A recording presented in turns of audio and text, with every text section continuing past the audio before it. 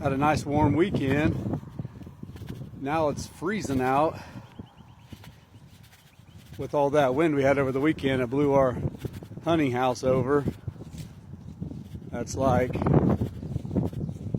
6 by 6 by 8 foot. And it's about 3 foot off the ground and blew it over like it was nothing.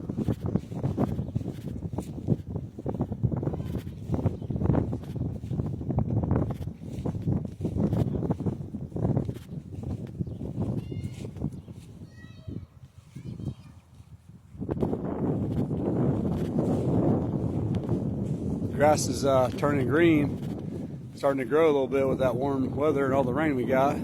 Calves are out here enjoying the grass that's growing.